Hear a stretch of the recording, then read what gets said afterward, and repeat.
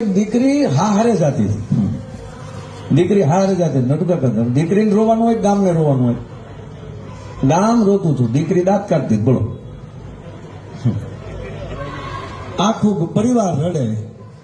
પછી દીકરી ખીજાણી ગાડીમાં બેન પાછી હેઠી ઉતરે. હવે સાના રહ્યો ને બધા, હારે હું જાઉં છું, તમે શું કામ રડો? પણ તા તો ઓલા પોખ મૂકી બધા. પછી દીકરીએ કીધું, ગાંડા હું પહેલી વાર હારે જાઉં છું, તમે રડો છો? એમાં તમારે જે ઉમેદવાર આવ્યો ને એ કઈ પહેલી વાર નથી આવ્યો, તો તમે એને હાથ મંડાણા એ ન્યાલી હારી નથી બિચારો અહીંયા આવ્યો છે.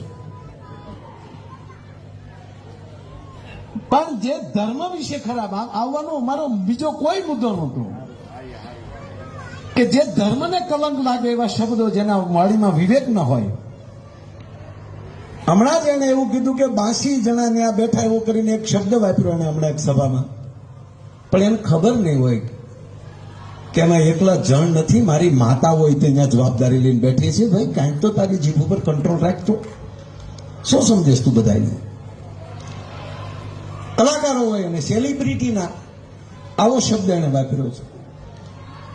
સંતોને નાટક ક્યાં કીધા એને? અને મારે એ કેવું છે કે આ તમારી ભૂમિ જે છે ને મારા બાપ, એ ભૂમિ ઉપર આખા વિશ્વમાં અમે આઈની વાતો કરીને ગૌરવ લઈએ છીએ. અહીંના શેઠ સગાવસાની વાત કરીને ગૌરવ લઈએ છીએ. ઉપરકોટના દેવાદાતાની વાતો કરીને આ દેશના સાહિત્યકારો ગૌરવ લે છે. અને એ જ ભૂમિમાં જેને સાહિત્યમાં ખંડન કરનાર માણસ આવતો હોય એને સ્વીકારશો, એ તમને અસ્તિત્વ નહીં સ્વીકારે. તમને આ તમારે જ્યાં લખો અહીંયા લખી દઉં,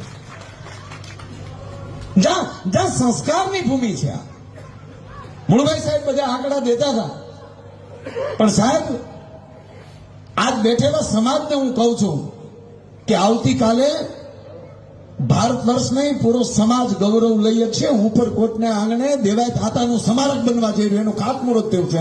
અને એની અંદર કરોડોનો ખર્ચો મુળભાઈ સાહેબના હસ્તક થયું છે. એકવાર એને તાળીઓથી વધાવો સાહેબ, કે ઉપરકોટ ગાંઠતો થશે. દ્વારકાની અંદર આપણો બાપ દ્વારકાધીશ, આનાથી મોટો આપણો કોઈ ન હોઈ શકે. સાહેબ 700 કરોડના ખર્ચે એક સરસ મજાનું કાર્ય થવા જઈ રહ્યું. 700 કરોડના ખર્ચ.